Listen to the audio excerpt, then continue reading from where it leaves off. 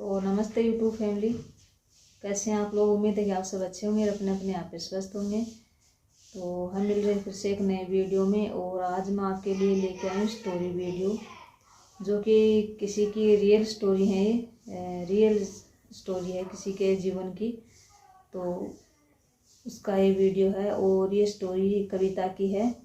और ये कविता कौन है, कहाँ रहती है, क्या करती है, अब कहाँ पर है, कैसी है, इस सब के बारे में आपको लास्ट में पता चल जाएगा। इसकी स्टोरी वीडियो 3-4 पार्ट आऊँगा। एक वीडियो में पूरी कंप्लीट करना मुश्किल है, बता पाऊँ तो 3-4 पार्ट आऊँगा 5-10 मिनट का करके। तो लास्ट में पता चलेगा कि कविता कौन थी, कहाँ रहती है, अब क्या करती है।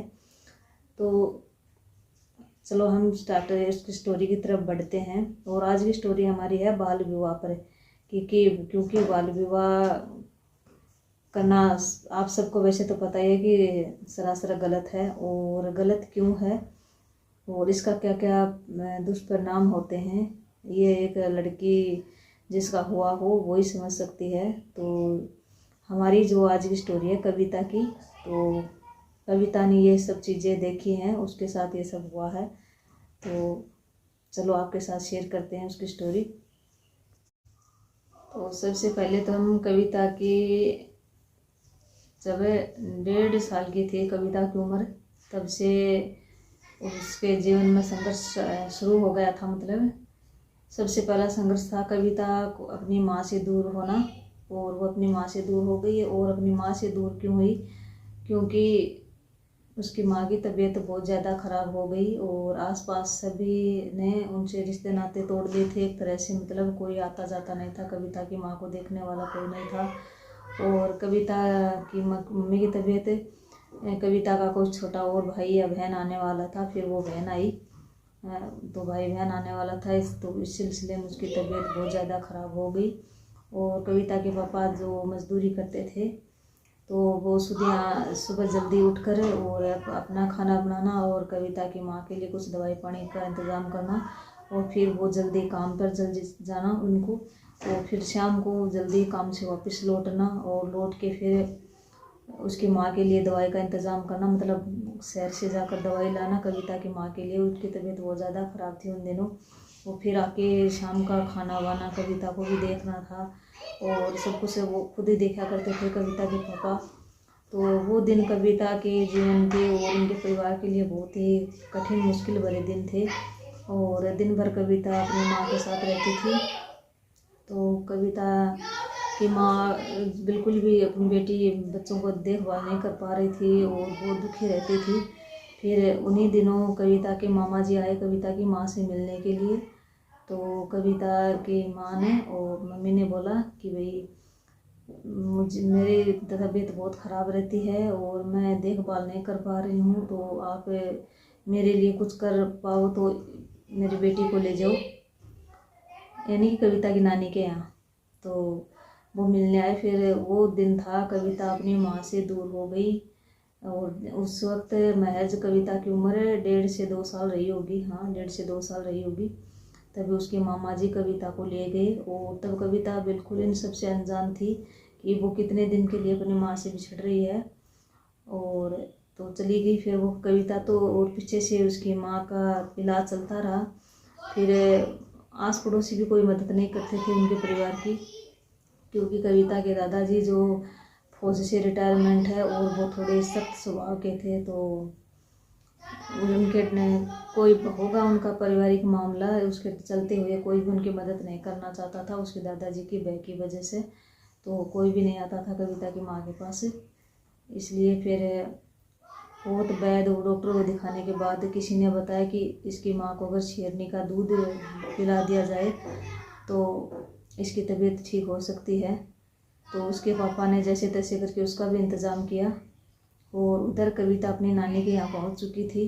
तो कविता वहाँ पर धीरे धीरे एडजस्ट होने लगी थी, नानी के यहाँ पर रहने लगी थी वो। और इधर उसकी मम्मी की भी तबीयत फिर दिन ब दिन ठीक हो गई। और उनके घर में फिर कविता की बहन भी आई, छोटी घर में बहन आ गई। और फिर वो नानी के यहाँ मतलब हमेशा के लिए रहने लगी ऐसे करके, क्योंकि घर में छोटा बेबी आ गया तो उसके मम्मी पापा उसके साथ व्यस्त हो गए और फिर वो कविता को भूलना समझ लो या कुछ भी लगा लो कि वो मतलब धीरे धीरे उसको भूल गए और घर में दूसरे बच्चे आ गए तो वो उनमें व्यस्त हो गए और कविता को छोड़ दिया अपनी नानी के यहाँ। तो जैसे तैसे कविता ने फिर अपना आगे का बचपन ननिहाल में जिया अपना, और बस इधर उधर छोटी मोटी स्कूलों में डाल देते। फिर धीरे धीरे समय के साथ कविता की उम्र 4 साल 5 साल हुई, तब थोड़ी बहुत इधर उधर स्कूलों में डालने लगे। तो कभी मन होता था तब चले जाती थी, कभी उस वक्त कविता को खुद को नहीं पता था कि स्कूल का क्या महत्व है। और परिवार वाले भी मतलब उस समय, ये कहानी 25-26 साल पुरानी है स्टोरी, तो उस वक्त इतना पढ़ाई का भी इतना क्रेज नहीं था उनकी, पढ़ाई क्या काम। आजकल तो छोटे से दूध पीते बच्चे को भी पता है भाई पढ़ाई किस काम आती है। तब कुछ ना तो इतने बड़े लोग जानते थे इसका मूल्य, और ना ही खुद कविता अनजान थी इन सबसे। तो बस ऐसे ही कविता एंजॉयमेंट के लिए स्कूल चले जाती, उसका मन करता था और नहीं करता तो नहीं जाती कभी कभी। और आपको पता ही ननिहाल में बच्चे कैसे रहते थे, उसी तरह से कविता बस जैसे तैसे उसका जीवन व्यतीत कर रही थी। ऐसे करते करते कविता की उम्र 12 साल हो गई। 12 साल हो गए उसको ननिहाल में रहते रहते। कभी कभी अपनी मम्मी के यहाँ भी आती थी वो, पर उसका मन नहीं लगता था फिर, क्योंकि वो हमेशा के वहाँ पर नानी के यहाँ रहती तो उन्हीं के लोगों को पहचानती, वो वहीं रहकर ज़्यादा खुश थी। तो वो जब मम्मी के पास आती थी उसका मन नहीं लगता था, 2-4 दिन के लिए आती थी, फिर वापस उसको जाना होता था, चली जाती थी वो। ऐसे करके कविता की उम्र 12 साल हो गई। तो फिर ऐसे 12 साल हो गए थे पूरे। फिर एक दिन कविता के पिताजी गए, पापा गए यानी कविता के नानी के यहाँ उनसे मिलने के लिए, और वहीं पर कविता भी पास में सुन रही थी। तो कुछ कुछ बातें कविता है जो कि समझने लगी थी। तो वो उसकी नानी से, माँ से बात कर रहे थे कि मैं अपनी बेटी को लेके जाऊँगा, मुझे अपनी बेटियों की शादी करनी है। और इधर कविता के पिताजी को कोई अच्छा रिश्ता किसी ने बताया होगा, तो उनको वो रिश्ता मतलब भाग गया अपनी बेटियों के लिए, घर बार उनको पसंद आ गया। तो तब कविता के छोटे मामा जी वो बड़े अच्छे इंसान थे, उन्होंने मना कर दिया कि भाई मैं कविता को नहीं भेजूँगा, हमने कविता को पाल पोस कर बड़ा किया है, तो कविता की शादी हम अपने यहीं पर अपनी पसंद से करेंगे। लेकिन कविता के जो पापा जी थे वो किसी की ना सुनने वाले थे। वो तब भी ऐसे ही थे, आज भी वो ऐसे ही हैं। आज भी वो किसी की नहीं सुनते हैं, अपने फैसले खुद लेते हैं, और अपने बच्चों के साथ क्या करना कुछ करना इसका अधिकार तो देखो हर माँ बाप को होते हैं, लेकिन वो स्वयं में रखते हैं, किसी और को नहीं देते हैं। तो उन्होंने उनकी एक ना मानी, और फिर तब तो वो उस दिन तो वो आ गए, उनको मतलब कह के कि भाई ले जाऊँगा मैं, बस इतने दिन रखूँगा यहाँ पर अपनी बेटी को। फिर एक कविता की माँ गई, कुछ दिन बीतने के बाद कविता की मम्मी गई, तो कविता की मम्मी ने कविता को ले आई, और इधर लाने के बाद कविता की सगाई हो जाती है।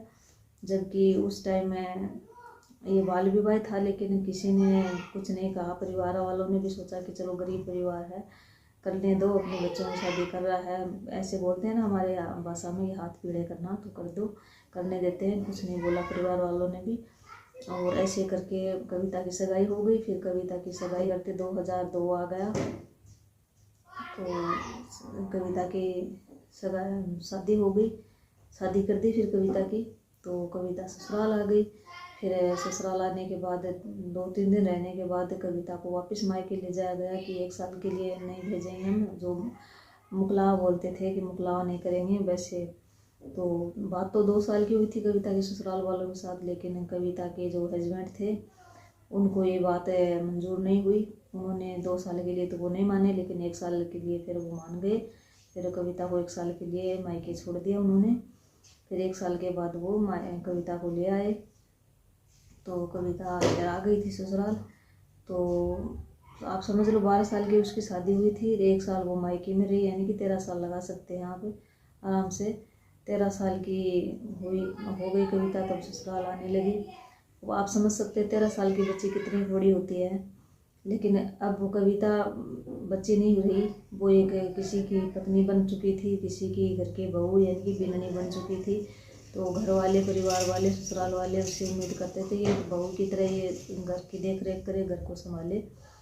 तो कविता जैसे तैसे अपने आप को संभाल रही थी, नए लोगों के बीच, नए घर परिवार के बीच, अनजान, बिल्कुल अनजान सा महसूस होता था। वो रोती भी बहुत थी अकेले अकेले।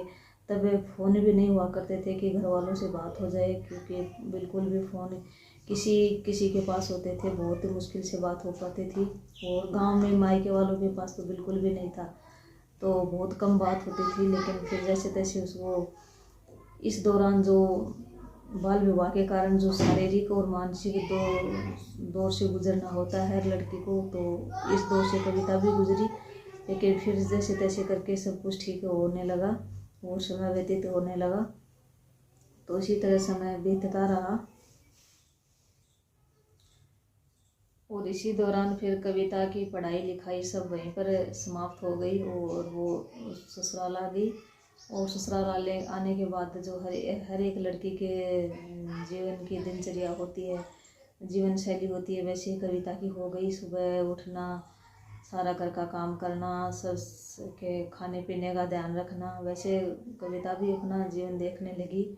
और बाल विवाह की कीमत, पहली कीमत तो कविता को ये चुकानी पड़ी कि उसकी पढ़ाई जहाँ पर ननिहाल में जब वो आई थी, मम्मी लेके आई थी, तो उसी वक्त छूट गई थी। उसके बाद कविता को खुद को भी इतना नॉलेज नहीं था कि मुझे आगे पढ़ना चाहिए, क्योंकि वो शादी होने के बाद परिवार को देखभाल में व्यस्त हो गई, और उसके बाद बच्चे वगैरह हो गए तो उनमें व्यस्त हो गई, और आगे से आगे व्यस्त होती गई। उसको वापस मुड़कर ये देखने की फुर्सत भी नहीं थी कि मुझे अब आगे की पढ़ाई करनी चाहिए या नहीं करनी चाहिए। ना ही कविता के परिवार में, वैसे कविता शादी करके शहर में गई थी, गांव से शहर में थे, लेकिन वहाँ के लोग भी पढ़ाई लिखाई के मामले में उतना जागरूक नहीं थे जितना कि एक शहर के लोगों को होना चाहिए। कि भाई हम शादी तो चलो किसी कारणवश हम कर देते हैं, लेकिन पढ़ाई लिखाई ज़रूरी होती है, करवानी चाहिए, जो कि आजकल बड़े ट्रेंड की बात है, आजकल सब करवाते हैं, सब समझते हैं।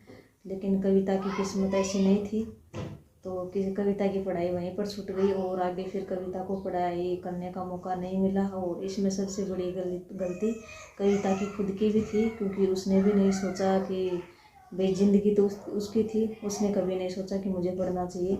ना ही उसने कई घर वालों के सामने अपनी बात रख ही नहीं पाते थे। पहले मतलब सास ससुर का खौफ बहुत ज़्यादा हुआ करता था, अपनी पसंद नापसंद तो मतलब सवाल ही नहीं उठता था बताने का। और ऐसा ही कुछ जीवन था कविता का। और ये सब बातें हैं आज से 20-21 साल लगा लो आप, 20-21 साल पहले वो टाइम है। तो 20-21 साल पहले वो टाइम था, मेरे बुआ को किसी को रहता और ससुराल वालों को किसी को रहता। तो जी बचपन से लेके कविता की शादी तक की स्टोरी कुछ इस तरह से रहा उसका जीवन। और आगे का उसका जीवन कैसा रहा, क्या कुछ हुआ, ये हम किसी नेक्स्ट वीडियो में डालेंगे, जानेंगे। नेक्स्ट वीडियो बनाऊंगी इसके ऊपर, नेक्स्ट लेके आऊँगी, तो उसमें जानने की कोशिश करेंगे आगे का उसका जीवन कैसा रहा, क्या कुछ किया उसने। तो ये स्टोरी यहाँ तक थी, तो वीडियो काफ़ी लंबा हो जाएगा, एक वीडियो में नहीं बता पाऊँगी सारी। तो ठीक है जी, वीडियो की चौल आगे कमेंट करके ज़रूर बताना। और इसके आगे की स्टोरी आपको जाननी है कविता के जीवन पर, तो अगले वीडियो को इंतज़ार करना होगा थाने। तो ठीक है जी।